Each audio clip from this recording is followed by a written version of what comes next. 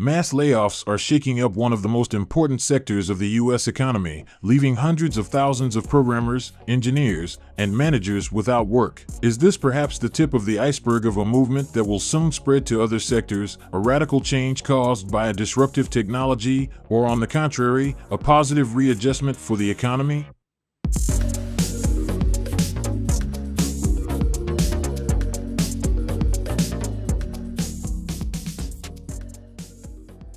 In 2022, technology companies in the United States laid off over 150,000 employees, with some of the most widespread cases being Meta with 11,000 layoffs, Microsoft with 10,000, Google with 12,000, and Amazon with 18,000. This situation, like many others today, has its origins in the end of the era of free money and the pandemic and its effects.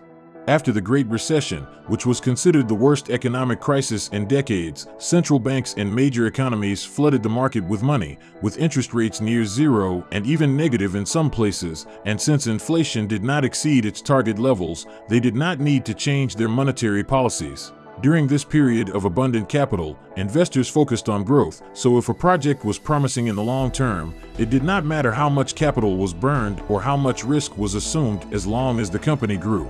It is not surprising that some of the world's largest companies generated losses for many years during this period, but they were able to continue operating thanks to capital injections and loans. However, for these companies to advance their projects, they required a large number of employees, and this situation caused a real talent war, where practices such as Facebook's acquisition of companies just to dissolve them and keep their employees were very common.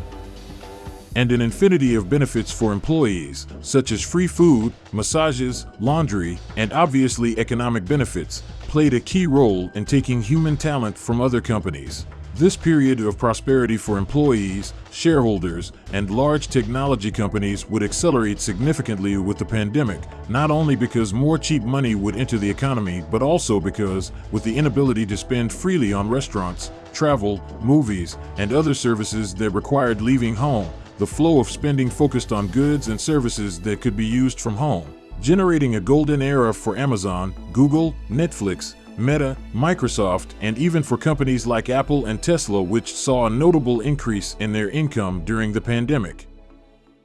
However, this era would come to an end, and the image of a stone sold for over $1 million, this Baroque for $23.7 million, and many other absurdities would become just a memory. Investors would begin to look at risky, capital-intensive projects and inefficient growth, which they previously craved, in a very negative way. The case of the metaverse is probably the most well-known, because Zuckerberg's obsession has required over $30 billion in investment and has shown very little, and expectations have been changing, suggesting that a metaverse attractive enough to be profitable may still be far away. Furthermore, with the increase in interest rates, many projects are becoming less viable. Not only is capital now scarcer to commit to the long term, but alternatives like bonds have become more attractive after years of near zero yield. This is because with the increase in interest rates, sovereign bonds began to pay interest rates of 4 or 5% and corporate bonds even more. This makes an investment, which has risk and therefore could result in losses, unfeasible if projections do not grant at least this level of profitability plus an extra for risk.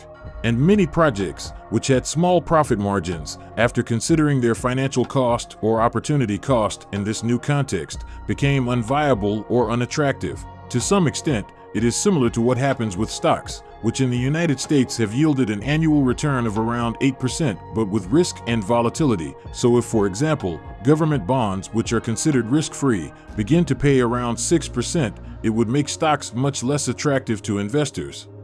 And with financial costs increasing considerably and revenues decreasing, all companies have been affected by the change in context. A less dynamic economy with lower growth prospects leads to many companies cutting back on advertising, reducing Meta and Google's revenues. Increased competition and less free time, now that people are leaving their homes, have affected Netflix, which reported a drop in subscribers for the first time in Q1 2022. Increased spending on services and inflation, which has made many people around the world more careful about their expenses, have affected companies like Microsoft, which has reported lower sales of gadgets. But what are the implications of all this for the economy in general? Although mass layoffs may seem to be the result of a massive error in growth projections, it is not so straightforward. Firstly, because unemployment is contagious, and when the compensation of laid-off people runs out, their reduction in spending will be the reduction in the income of other people. In addition, the loss of purchasing power and the potential for interest rates to continue to rise will put greater pressure on growth, with the Federal Reserve projecting an increase in unemployment in the coming months. Furthermore, many technology companies face three major long-term challenges. The first of them is the trade war between the United States and China. This trade war affects the economy worldwide, reducing growth and creating problems in the production chains of companies like Apple and Tesla, the sales of companies like Nvidia and Intel that cannot export their most advanced technology due to restrictions, and even indirectly affecting companies like Meta and Google that, although they cannot operate in the country, see less advertising revenue due to the lower dynamism of the economy. And this trade war is just the tip of the iceberg of a movement that goes far beyond these two countries: the increase in protectionism, the diversification of production chains, economic sanctions, among other events that could trigger a process of deglobalization.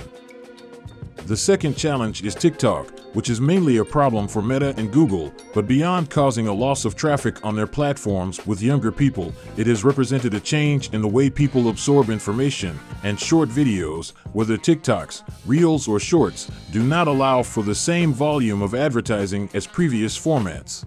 And the third is, of course, artificial intelligence tools, especially natural language processing tools like ChatGPT. While search engines could implement a version of this technology and are likely to do so, with Microsoft in fact integrating ChatGPT into its search engine, it is important to note that this will represent a huge drop in advertising revenue for these companies. Platforms like ChatGPT allow for direct access to information without intermediaries where advertising can be placed, whether in search or on web pages, also affecting content creators who will see their advertising revenue drop because traffic will be lower. But despite these challenges, and probably others that each company will have to face in its own way to adapt to the new context, there is something positive for the economy in general, and that is that after so many years where these giants monopolized most of the industry's talent, there has begun to be a redistribution of this talent. And medium and small technology companies will have more opportunities to hire trained personnel.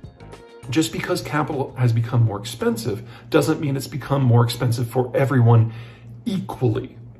And the Small Business Administration is a group within the American federal government who provides below market capital costs for smaller companies, which means we might actually be seeing an explosion of economic activity, hiring-based economic activity, for smaller companies who are now looking to implement 10 to 15 years of technological advancement more or less on the cheap in a very short period of time. And for the first time in recent history, the labor is actually there to do it. That's all for today. You can also watch this video where I delve into some aspects of this information. See you next time.